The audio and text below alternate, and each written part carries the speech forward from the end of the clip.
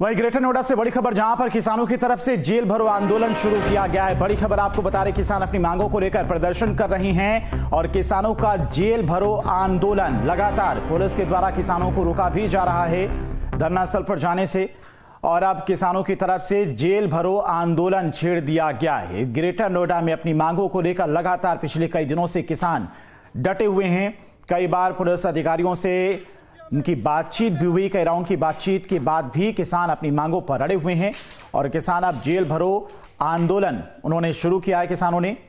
तो ग्रेटर नोएडा से बड़ी खबर, फिलहाल पुलिस प्रशासन की टीम अलर्ट पर है, किसानों को भी आगे जाने से रोका जा रहा है। दरअसल किसान अपनी मांगों को लेकर धरना स्थल पर प्रदर्शन कर रहे हैं और उनका समर्थन करने के लिए अलग अलग जिलों से लगातार किसान भी पहुंच रहे हैं, तमाम किसान नेता पहुंच रहे हैं जिन्हें पुलिस हिरासत में रही है और अब किसानों की तरफ से जेल भरो आंदोलन शुरू कर दिया गया है।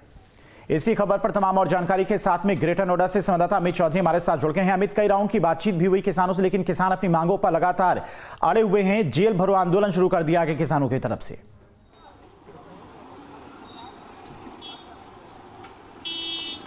बिल्कुल, देखिए, प्रदेश सरकार द्वारा 5 सदस्य एक कमेटी का गठन कर दिया गया है और 1 महीने में उस कमेटी को शासन को अपनी रिपोर्ट देनी है।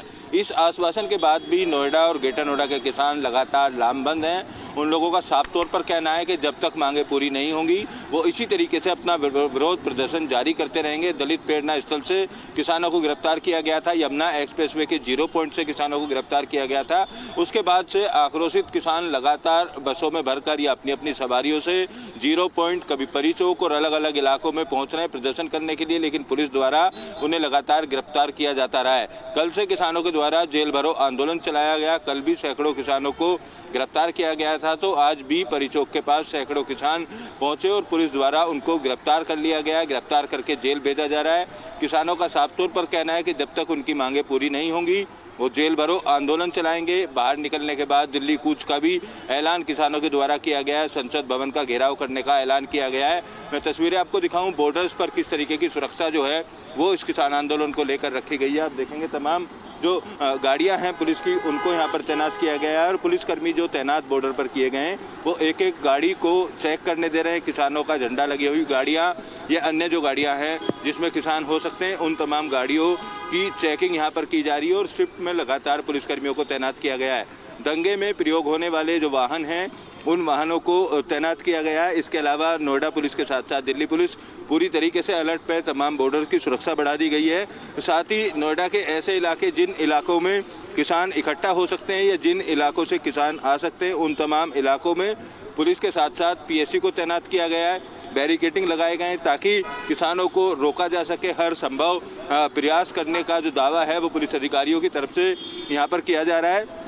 साथ ही साथ सोशल मीडिया के माध्यम से कई बार किसानों को इकट्ठा करने की कोशिश कुछ किसान संगठनों के द्वारा की गई, लिहाजा ऐसे लोगों पर भी नकेल कसते हुए उनकी भी गिरफ्तारी की गई है और ख़ास तौर पर एक टीम अलग से सोशल मीडिया की निगरानी के लिए रखी गई है। नोएडा में सीसीटीवी कंट्रोल रूम जो है उसकी निगरानी बढ़ा दी गई है। तमाम ऐसे इलाके जहां पर सीसीटीवी से निगरानी की जा सकती है, जहां किसान इकट्ठा हो सकते हैं, उन तमाम इलाकों की सीसीटीवी से भी निगरानी की जा रही है। और पुलिस अधिकारियों का साफ तौर पर कहना है कि जिस तरीके से 2 दिसंबर को प्रदर्शन के दौरान कानून अपने हाथ में लिया था, अराजकता फैलाई गई थी और 4 घंटे तक नोएडा और ग्रेटर नोएडा एक्सप्रेसवे को जाम कर दिया गया था, उस तरह की तस्वीर अब दोबारा नहीं बनने देंगे और जो भी प्रदर्शन करने के लिए पहुंचेंगे उनके खिलाफ लगातार गिरफ्तारी की कार्रवाई की जाएगी। साथ ही ऐसे लोगों को भी पुलिस द्वारा चिन्हित किया जा रहा है जो लोग किसानों की भीड़ में शामिल होकर अराजकता फैलाते हैं। यानी नोएडा में के प्रदर्शन में कई ऐसे किसानों की भी जानकारी मिली जिनकी ज़मीन ना तो नोएडा में है और ना ही ग्रेटर नोएडा में, ना ही उनको किसी तरीके का मुआवजा या प्लॉट का फ़ायदा मिलना है, बावजूद उसके वो लोग प्रदर्शन में शामिल हुए। तो ऐसे लोगों को भी चिन्हित करके कार्रवाई की जा रही है। पुलिस अधिकारियों का कहना है कि बिना ज़मीन या बिना मुआवजा पाने वाले जो भी लोग प्रदर्शन में शामिल हो रहे हैं उनके खिलाफ ठोस कार्रवाई की जाएगी। तहसीलों से प्रदर्शन में शामिल लोगों का डेटा भी निकलवाया जा रहा है कि आखिर उनके नाम पर कितनी ज़मीन है, कब वो ज़मीन अधिग्रहण की गई थी, क्या वास्तव में वो उस बात के पात्र हैं, जिन चीज़ों की मांग कर रहे हैं वो चीज़ें उनको मिल सकती हैं। तो हर एक एंगल पर पुलिस के द्वारा जांच भी की जा रही है और लगातार गिरफ्तारी की कार्रवाई की जा रही है, लेकिन किसान पीछे हटने के लिए तैयार नहीं है। जिस तरीके का ऐलान किसानों किसान की तरफ से आंदोलन किया भी गया। दो गुटों में बढ़ता हुआ कहीं ना कहीं दिखाई दे रहा है। एक गुट जो है पीछे हट चुका है, पुलिस की तरफ से जो आश्वासन दिया गया अधिकारियों से बातचीत के बाद जो आश्वासन मिला उसके बाद पीछे हट गया, लेकिन दूसरा गुट दिल्ली कूच की तैयारी कर रहा है, अपनी मांगों से पीछे नहीं हट रहा है।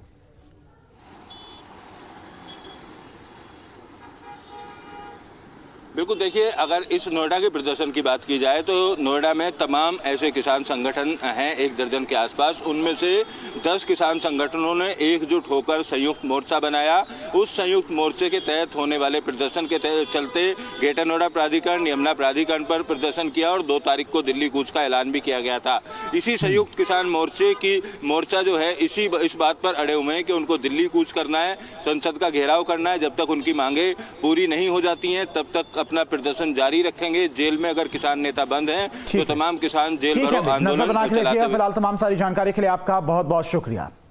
और चलिए बढ़ते हैं आगे। बागपत में यातायात नियमों की उड़ी